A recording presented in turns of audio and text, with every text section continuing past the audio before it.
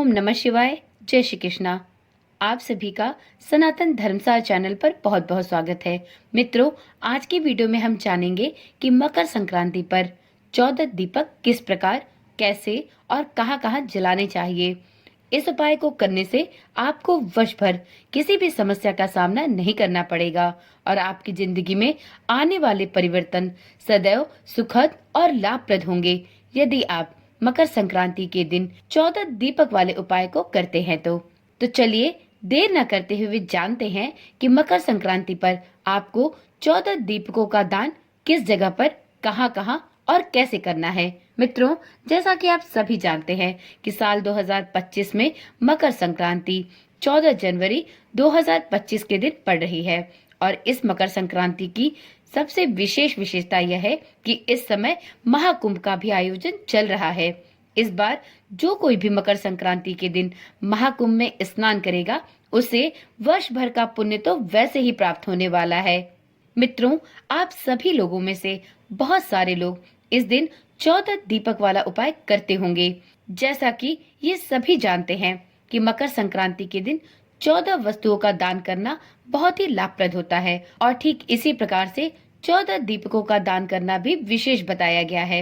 इस मकर संक्रांति पर भी बहुत ऐसे लोग होंगे जो 14 वस्तुओं के दान के साथ साथ 14 दीपदान भी करते हैं, परंतु इस उपाय को करने से पहले इसके कुछ विशेष नियमों की जानकारी भी होनी चाहिए और आपको यह अच्छी प्रकार से पता होना चाहिए कि आपको मकर संक्रांति पर 14 दीपक वाला उपाय कब करना है। 14 दीपक वाला उपाय आप में से कौन कर सकता है? 14 दीपक का उपाय किस समय और कब किया जा सकता है? आपको जो 14 दीपक लेने हैं वह किस चीज के होने चाहिए? साथ में इसमें बाती कौन सी उपयोग करें? दीपक में कौन सा तेल डालना चाहिए? दीपक वाले उपाय की विधि क्या होगी और 14 दीपकों को किस स्थान पर रखना है? तो इस प्रकार से मकर संक्रांति पर 14 दीपदान से जुड़े यह कुछ विशेष तथ्य हैं जिनको जानना आपके लिए बहुत आवश्यक है। इस 14 दीपक वाले उपाय को इस वर्ष बहुत लोग करने वाले होंगे, लेकिन इसके लिए आपको कुछ बातें समझ नहीं आई होंगी। तो चलिए आज की वीडियो में हम इस उपाय के बारे में आपको विस्तार से जानकारी देने वाले हैं। आप इन उपायों को अच्छी प्रकार से कर सके, इस उपाय का फल भी आपको प्राप्त हो सके, इसी आशा के साथ हम इस वीडियो को लेकर आए हैं और उम्मीद करते हैं कि आप इस वीडियो को देखकर यह अच्छी प्रकार से समझ पाएंगे कि आपको मकर संक्रांति पर 14 दीपदान का उपाय कैसे करना है।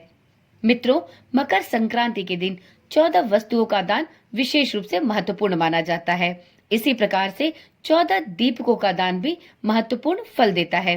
सबसे पहले ये जानते हैं कि आपको 14 दीपकों का उपाय कब करना है। तो मित्रों देखिए, मकर संक्रांति के दिन किया जाने वाला 14 दीपकों वाला यह उपाय आपको सिर्फ और सिर्फ मकर संक्रांति के दिन ही करना है।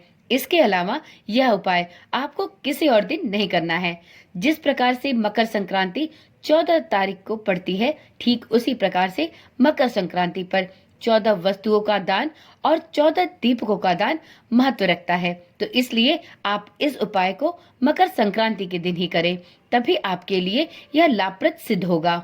अब जानते हैं 14 दीपकों वाला उपाय कौन कर सकता है। तो मित्रों देखिए, 14 दीपकों वाला उपाय घर की माताओं और बहनों को करना ही विशेष रूप से फलित होता है। तो आपके घर में जो भी बड़ी स्त्रियां हो, जो भी बड़ी माताएं और बहनें हो, उन्हें ही इस उपाय को करना चाहिए। वैसे अगर आपके घर में कोई बुजुर्ग महिला ना हो तो आपके घर में इस उपाय को कोई भी स्त्री कर सकती है।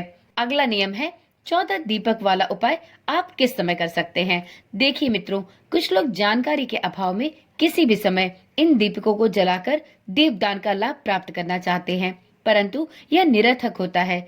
मकर संक्रांति के दिन 14 दीपक वाला उपाय आपको कोशिश करना चाहिए कि आप सुबह के समय, जब आप अपने घर की पूजा कर रहे हो, उसी समय करें।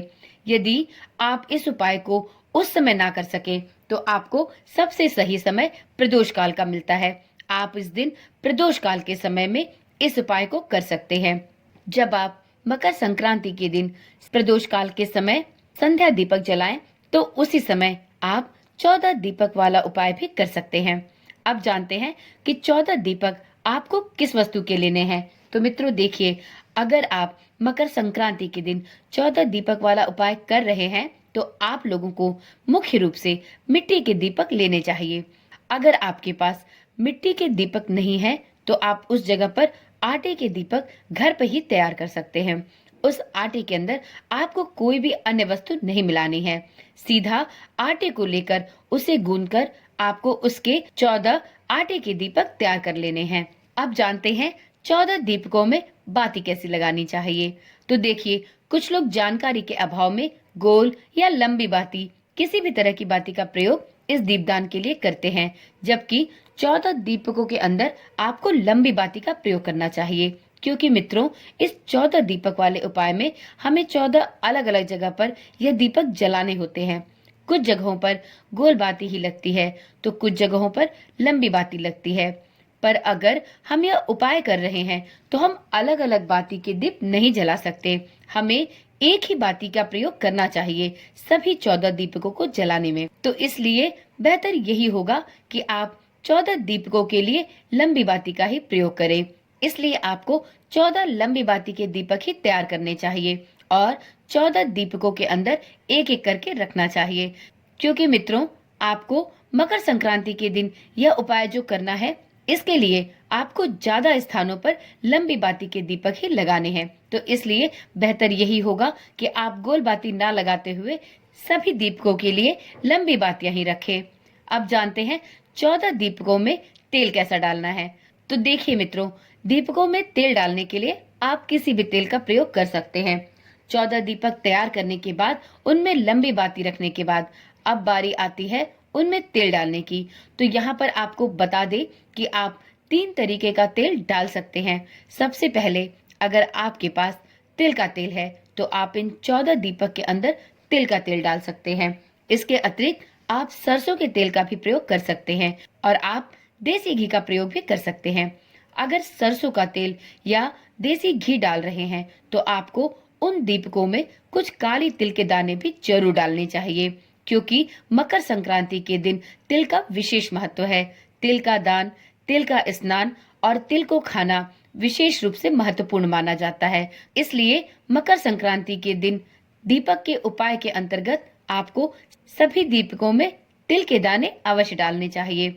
और हाँ, यदि आप तिल का तेल डाल रहे हैं तो आप उसमें तिल के दाने नहीं भी डालें तो भी कोई दिक्कत नहीं है।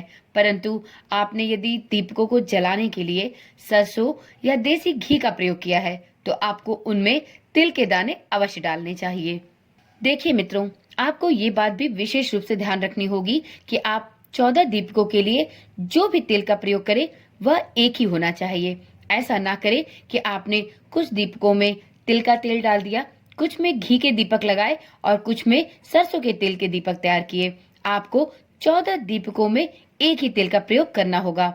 इस बात का विशेष ध्यान रखें। वीडियो में अब जान लेते हैं कि मकर संक्रांति के दिन 14 दीपकों वाला उपाय किस विधि से करना है। तो मित्रों देखिए, जब आपके 14 दीपक बनकर तैयार हो जाएं, चाहे वो मिट्टी के दीपक हो या आटे के दीपक हो, उसके बाद से आप उन 14 दीपकों में सरसों, घी या तिल का तेल डाल लें। सरसों और घी का दीपक अगर तैयार किया है तो उसमें कुछ काले तिल भी अवश्य डालें। फिर इन सभी 14 दीपकों को एक बड़ी सी थाली में रख लें। उसके बाद में आप जिस भी समय इस उपाय को मकर संक्रांति के दिन कर रहे हैं तो आप उस समय इस थाली को सबसे पहले अपने घर के मंदिर में लेकर जाएं, जहां पर आपके भगवान जी विराजित हैं। वहां पर जाकर आपको सबसे पहले अपने सभी भगवानों के सामने एक दीपक को जला देना है। अभी आप शुरुआत में सिर्फ 4 से 5 दीपक ही जला ले, क्योंकि यह दीपक आपके घर में ही रखने हैं। इसके बाद से जो दीपक लगेंगे वह दीपक आपके घर के बाहर रखने हैं, जिसकी वजह से आप इन दीपकों को लगातार जलाकर इतनी दूर तक नहीं ले जा सकते। तो इसलिए आप शुरुआत में सिर्फ 4 से 5 दीपक ही जलाएं और बाकी के दीपक आप उनके स्थान पर जाकर ही जला सकते हैं। जैसे ही आप दीपकों को जला लेते हैं तो सभी दीपकों का तिलक भी आप कर सकते हैं। आप चाहें तो रोली या चंदन से उन दीपकों को स्वास्तिक या एक तिलक जरूर करें। इसके बाद से आप थोड़ा सा शुद्ध जल लेकर थाली के चारों तरफ घुमाकर जल का आचमन अवश्य करें और भगवान से मन ही मन प्रार्थना करें कि हे प्रभु, मकर संक्रांति पर किया गया यह 14 दीपकों का दीपदान मुझे और मेरे समस्त परिवार के लिए वर्ष भर का पुण्य प्रदान करने वाला हो, ऐसी मेरी मनोकामना है। और इस मनोकामना की पूर्ति के लिए आज मैं 14 दीपकों का दीपदान विशेष स्थानों पर करने जा रहा हूँ या करने जा रही हूँ। मन ही मन ऐसी प्रार्थना करते हुए उसके बाद आगे का कार्य प्रारंभ करें। आप यह 14 दीपक जहाँ पर भी आपको रखने हैं, वहाँ पर इन दीपकों को रखने से पहले कुछ सामग्री जरूर रखें, जैसे कि कुछ अक्षत के दाने या कुछ गेहूं के दाने, या आप किसी भी फूल की पंखुड़ियां ले सकते हैं। इसलिए जो भी आपके पास सरलता से उपलब्ध हो, आप उस वस्तु को अपने पास में जरूर रखें, क्योंकि दीपक को आसन दिए बिना नहीं जलाना चाहिए। इससे धरती माता पर भार बढ़ता है। तो इसलिए आप जो भी 14 दीपक जलाएं, उसके नीचे आप गेहूं के दाने, अक्षत या फिर फूलों की पंखुड़ियां नीचे रखकर उसके ऊपर ही दीपक जलाएं। वीडियो में अब जानते हैं सबसे महत्वपूर्ण बात कि आपको 14 दीपकों का दीपदान कहाँ कहाँ पर करना है। तो देखिए मित्रों, जैसे ही आपकी पूजन की थाली आप अपने घर के मंदिर में बनाकर तैयार कर लें, उसके बाद में यह 14 दीपक आपको 14 अलग अलग स्थानों पर लगाने हैं। तो चलिए जानते हैं कि ये 14 स्थान कौन कौन से हैं जहां जहां आपको इन दीपकों को रखना है। तो मित्रों, पहले दीपक को आप अपने घर के मंदिर में ही जलाएंगे, जहां पर आपके लड्डू गोपाल या भगवान जी विराजित हैं। दूसरा दीपक आप अपनी थाली को साथ में लेकर सीधा अपने घर की तुलसी मैया के पास जाएंगे और दूसरा दीपक माता तुलसी को अर्पित करेंगे। तीसरा दीपक आप अपने रसोई घर में रखेंगे, जहां पर आप भोजन बनाते हैं।